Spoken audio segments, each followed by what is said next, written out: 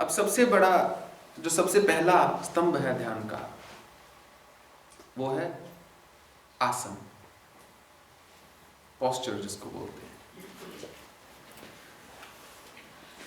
बिना आसन के आप अच्छा ध्यान नहीं लगा सकते, पीरियड, पूर्ण विराम।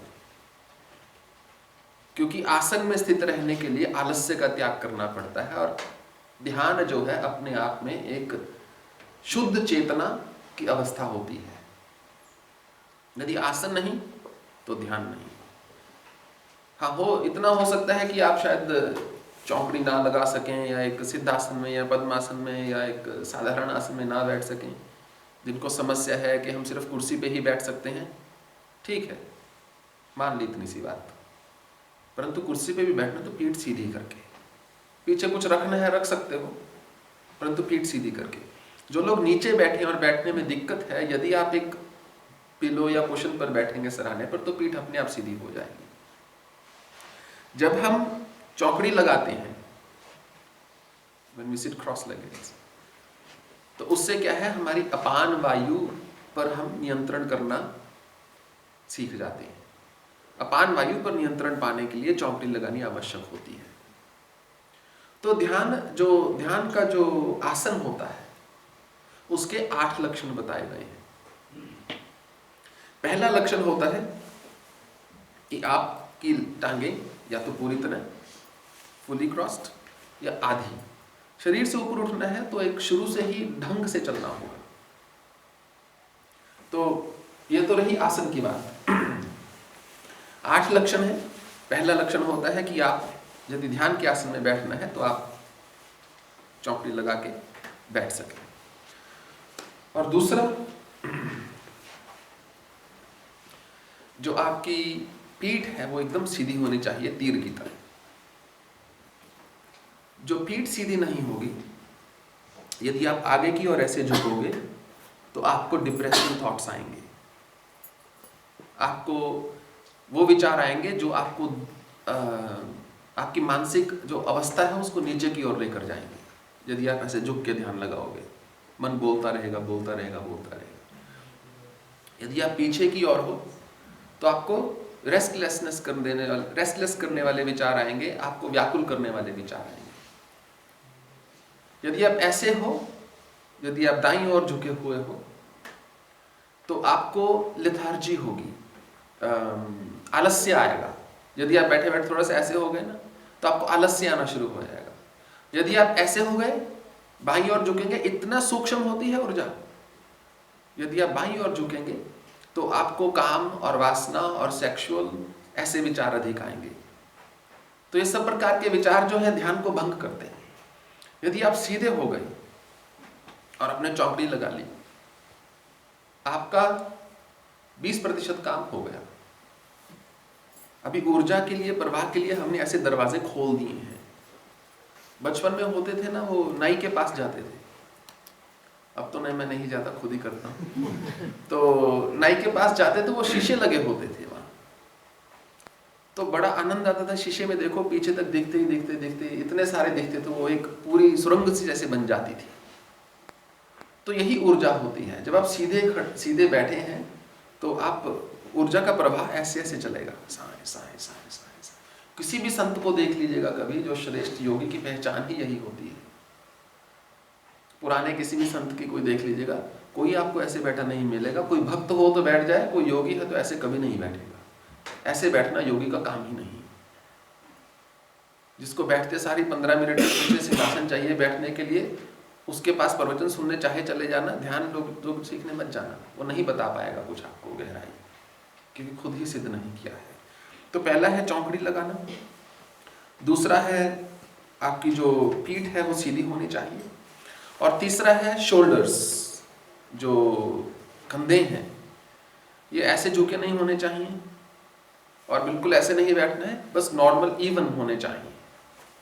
अगर आप बैठे हो तो एक ज्योमेट्रिकल में एक वो ऐसे ट्रायंगल बनती है, त्रिकोण बनता है, तो आपका शरीर एक त्रिकोण की भांति हो जाता है उससे। तो कंधे जो हैं इवन होने चाहिए। और एक ध्यान होता है जो आप ऐसे करके लगाते हो, ठीक है। ये जो ध्यान होता है ये फोटो खिंचवाने वाला ध्यान होता है, ये लगाने वाला नहीं। किसी को आपने सिद्ध हो, मैं बहुत सिद्ध हूँ, ऐसे बैठे हो, फोटो खिंचा के भेज दो पोस्ट कार्ड छाप के। आपको ध्यान लगाना सीखना है। यदि ध्यान लगाना है तो ये जो कुन्नी होती है जिसको एल्बो बोला जाता है, इसकी नेचुरल एल शेप होती है। तो आपका जो ध्यान है, हाथ ऐसे जुड़े हुए हैं, चाहे आप ऐसे जोड़ सकते हैं, चाहे दाएं को बाएं के ऊपर रख लो, चाहे बाएं को दाएं के ऊपर रख लो, या ऐसे रख लो, जैसे आपको कंफर्टेबल है। मैं ऐसे रख के बैठता हूँ बहुत समय, मेरा ध्यान का ये पोस्चर है। हाथ जुड़े रहने चाहिए ताकि ऊर्जा का प्रवाह भीतर ही रहे, चलता रहे शरीर के अंदर। और उससे क्या है, कुन्ही जो है नेचुरल एल में होगी। यदि आप ऐसे बैठेंगे तो 10-15 मिनट में ही थक जाएगी। हम नहीं चाहते शरीर का कोई भी अंग थके, क्योंकि यदि शरीर का अंग थकेगा तो ध्यान लगने की बजाय सारा जो ध्यान है, जहां दर्द हो रहा है या जहां थकावट हो रही है, वहीं जाता रहेगा। यदि आप ध्यान के माध्यम से भक्ति भी करना चाहते हैं, ऐसे बहुत से हैं जो किसी न किसी इष्ट की पूजा करते हैं, स्वरूप की पूजा करते हैं, यदि आप उस पूजा में भी उस भाव में स्थित होना चाहते हैं कि आनंद ले सके, जैसे रामकृष्ण परमहंस लेते या चैतन्य महाप्रभु लेते या इतने इतने श्रेष्ठ भक्त हुए उन्होंने लिया, तो उसमें कहीं ना कहीं आपको वो शुद्धता उतारनी होगी अपनी भक्ति में। कहीं ना कहीं वो एकाग्रता को बनाना होगा ताकि आप जब बैठो तो बैठ सको। यदि सिमरण कर रहे हैं, स्मरण कर रहे हैं, भगवान का नाम जप कर रहे हैं, जब करने बैठो तो कर सको। ऐसा नहीं उस समय चारों ओर से हमको बंधन पड़ा हो। तो चौकड़ी लगी हो पहला, पीठ सीधी हो दूसरा, कंधे तीसरा, और हाथ ऐसे हो चौथा, और पांचवा जो आपकी गर्दन है, ग्रीवा है, नेक है, वो ना ऐसे हो, ऐसे नहीं बैठना है ध्यान में। आगे चल के जब एक एडवांस स्टेज में आप ऐसे बैठ सकते हो, यदि पीठ सीधी आप ऐसे बैठ सकते हो, नहीं तो आपको ऐसे ही बैठना, ऐसे नहीं बैठना है। ऐसे बैठेंगे तो भी गड़बड़ है, ऐसे बैठेंगे तो भी गड़बड़ है, ऐसे बैठेंगे सो जाएंगे, पक्की बात है। तो गर्दन में एक नेचुरल हल्का सा एक कर्व होता है, एक हुक होती है जिसको बोला गया है, तो उसको बना के रखना। बिल्कुल ऐसे टेंस होके नहीं बैठना है, तनाव में नहीं बैठना है, आनंद में फर्म होके, रिलैक्स होके बैठना है। ऐसे बैठना जैसे आज ही रिटायरमेंट ली और अकाउंट में खूब पैसा पड़ा है। ठीक है ना, कोई चिंता नहीं है, आराम से सो रहे हैं, खा रहे हैं, कोई रोग नहीं है, कुछ समस्या नहीं है, उस भाव में बैठना है। तो ग्रीवा जो है वो ऐसे होनी चाहिए। ठीक, चौकड़ी लगी हो पहला, पीठ सीधी हो दूसरा, कंधे ठीक हो तीसरा, और हाथ जुड़े हो चौथा, और नेक जो है आपकी वो पांचवा, और छठा जो होंठ हैं वो खुले नहीं रखने चाहिए। मुंह खोल के ध्यान नहीं लगता। जिसकी स्वाभाविक प्रवृत्ति होती है मुंह खोलने की, वो जब स्तब्ध होकर बैठा तो उसका मुंह ऐसे खुल जाएगा, उससे ऊर्जा का नाश होता है, प्राणवायु का नाश होता है। मुख बंद होना चाहिए, परंतु होंठ को ऐसे भींचना भी नहीं है जैसे गुस्सा कर रहे हैं किसी, ऐसे भी नहीं बैठना है। मतलब जब आप थोड़ा सा भी तनाव में होंगे ना, तो आपके होंठ अपने आप जोर से जुड़ जाएंगे। तो इसलिए कॉन्शियसली, जानते हुए, आपको जो होंठ हैं वो थोड़ा सा बस जेंटली टचिंग ईच अदर, सौम्य भाव से बस वो एक दूसरे को स्पर्श कर रहे हैं। ऐसे नहीं, ऐसे मुंह खोलना नहीं है, बस एक टच कर रहे हैं। ठीक, अगला लक्षण है जो आपके दांत हैं। दांत भींचे नहीं होने चाहिए, ऐसे नहीं जुड़े होने चाहिए, ऐसे जोर से नहीं होने चाहिए, ऐसे हल्के से नहीं, हल्का सा दांत एक दूसरे को बस बेयरली टचिंग ईच अदर, बस इतना सा गैप हो। पूरी तरह मुख नहीं बंद होता जब बाहर से मुख बंद होता है ध्यान में। ये बहुत सूक्ष्म है, शायद यदि मैं बताने का प्रयत्न करूंगा तो आपको कंफ्यूज कर दूंगा, जो कि मैं करना नहीं चाहता। परंतु जब प्राण वायु का संचार होता है तो यू नीड दैट सॉफ्टनेस, कि हम चाहते हैं श्वास जो है सॉफ्ट पार्ट में जाके टकराए, दांतों में न टकराए, होंठों तक पहुंचे। तो हल्के से दांत खुले होते हैं, बहुत हल्के से, मतलब बस ऐसे प्यार से एक दूसरे के ऊपर रखे हुए हैं, दांत भी और होंठ भी। ठीक है, और अगला है जीवा। यदि जीभ जो है आपकी तालु को नहीं स्पर्श कर रही। तालु मतलब ऐसा मुश्किल नहीं कि ऊपर उठा के ऐसे लगाया हुआ है, बस जहाँ दांत आगे खत्म होते हैं वहाँ जो तालु शुरू होता है वहाँ जीभ को रख दो।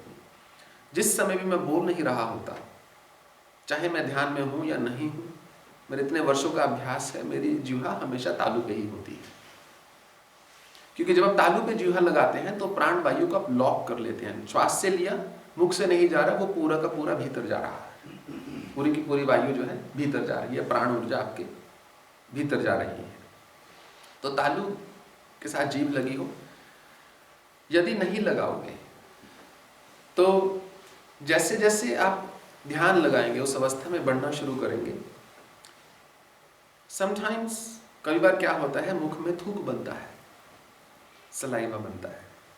यदि आपकी जीभ तालु पर नहीं है तो आपको ऐसे करना पड़ेगा, you have to gulp, you have to swallow.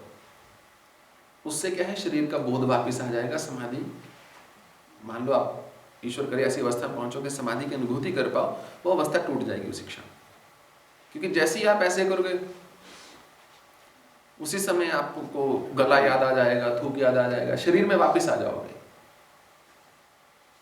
तो यदि जिह्वा तालु पर है तो जो धीरे धीरे जो फ्लूइड्स बनते हैं वो अपने आप नीचे को चलते रहेंगे, शरीर में जाते रहेंगे।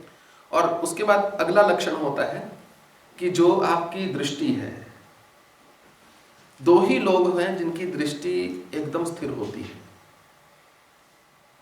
जो कुछ नहीं करते हुए भी स्थिर हो। कोई काम कर रहा है, कोई वैज्ञानिक लगा हुआ है या कोई शतरंज का खिलाड़ी है, वो तो आंख भी नहीं झपकेगा, उसकी दृष्टि तो स्थिर है ही।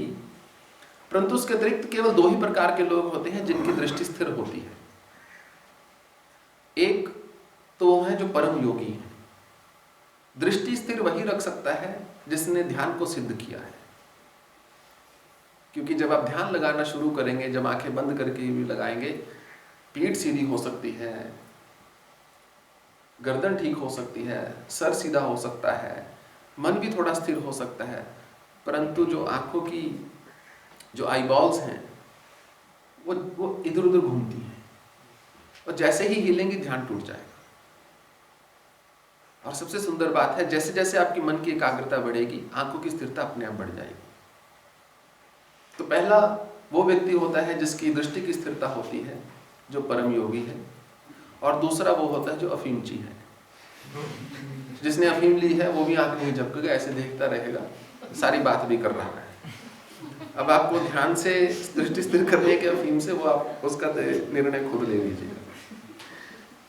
व्यक्तिगत जीवन में किसी की दखलंदाजी नहीं करता। और अंतिम लक्षण जो है, which is what I am thinking, so this is 3, 4, 5, 6, 7, 8.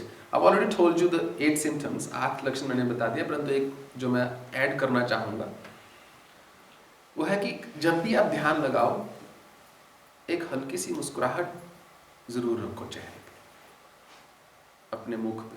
भगवान ने इतना सुंदर मुख दिया है, तो मुर्दे बन के नहीं ध्यान लगाना है कि पता नहीं क्या लगा रहे हैं, कब खत्म होगा। एक शिष्य ने अपने गुरु से पूछा, गुरुजी, हम ध्यान खत्म होने के बाद भगवान को क्यों प्रार्थना करते हैं? ध्यान ही तो लगा रहे थे, क्यों प्रार्थना करते हैं? गुरु ने बोला, बेटा इसलिए करते हैं, शुक्र करते हैं भगवान का खत्म हुआ। हम भगवान का शुक्र करते हैं कि खत्म हुआ ध्यान। विपत्ति पड़ी हुई थी गले पे, बंदर लटका हुआ था पीठ पे, जैसे तैसे करके उसको उतारा। और जब आप ध्यान के मार्ग में आगे बढ़ते हैं ना, तब आप इस जोक का, इस चुटकुले का अर्थ समझेंगे, क्योंकि वास्तव में ऐसा ही होता है। यदि आप संकल्प लेके बैठ जाएंगे ना, आधा घंटा ध्यान लगाना है, 40 मिनट ध्यान लगाना है, बस हो जाती है। आपका मन होगा कब घड़ी में 40 मिनट होंगे, कब अलार्म बजेगा, अरे कल तो जल्दी बज गया था, आज तो बज ही रहा है। उस अवस्था से आगे जाने के लिए थोड़ा सा मुस्कुराते रहिए जब ध्यान लगाएं। ऐसे मतलब खिलखिला के हंसने की जरूरत नहीं, लोग पागल ना कहें आपको। बस एक मंद मंद मुस्कान जो है वो आपके मुख पर रहे।